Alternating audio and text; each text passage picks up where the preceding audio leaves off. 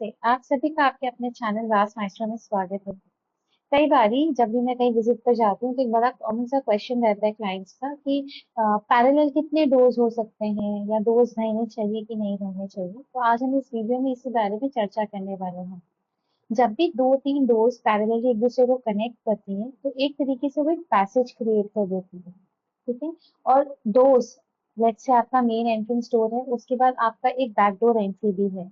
इस दो डोर के बीच में दो तीन डोर्स ऐसे बने हुए हैं जो कि आपके घर को सीधा फर्स्ट डोर से लेके लास्ट डोर तक कनेक्ट कर देती है इन डोर्स के माध्यम से, इस पैसेज के माध्यम से।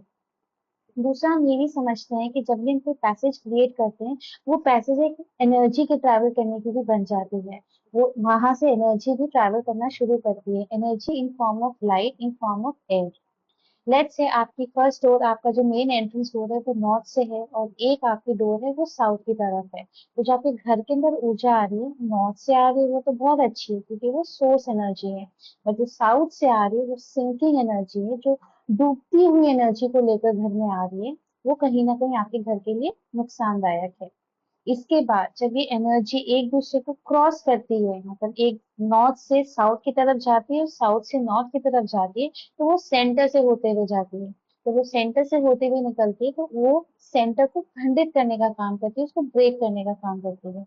इसको हम वास्तु के लैंग्वेज में शूल कहते हैं। ये एक एरो का काम कर रही होती है।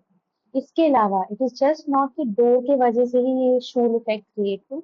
लेट्स से आपके नॉर्थ में बहुत बड़ा एंट्रेंस है, बहुत बड़ी विंडो है, उसी के साथ साथ आपके साउथ में भी उतनी ही बड़ी विंडो है, वहां से उसी तरीके से रोशनी आ रही है जिस तरीके से नॉर्थ से आ रही है। और अगेन जैसे मैंने अभी समझाया था कि दोनों तरफ से रोशनी आ रही है, एक दूसरे से मिल रही है सेंटर को क्रॉस करते हुए।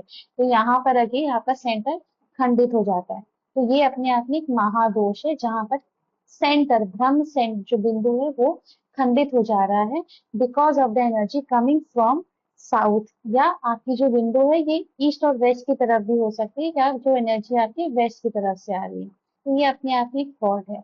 अगर ऐसा है तो आप इसको फॉर्म करेक्शन के माध्यम से सुधारें। By form correction I mean कि अगर वहां पर दरवाजा है, दरवाजा को परमानेंटली क्लोज करें, वहां पर दरवाजा बनाएं, सॉरी वॉल बनाएं।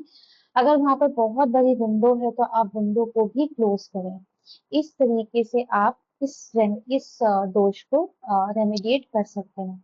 इसके अलावा भी अगर दो तीन पैरेलल डोर्स हैं आपके जो कि आपके पीछे लास्ट वॉल तक जाती है, तो आप उन डोर्स को भी क्लोज करें। आप अपने थ्रू एंड फ्लो के लिए आप जो डोर है उसको लेफ्ट की जगह राइट में बनाएं या उसको थोड़ा इधर से उधर खिसकाएं, ताकि जो एक पैरेलल कनेक्शन बन रहा है दो डोर्स के बीच में वो ब्रेक हो जाए।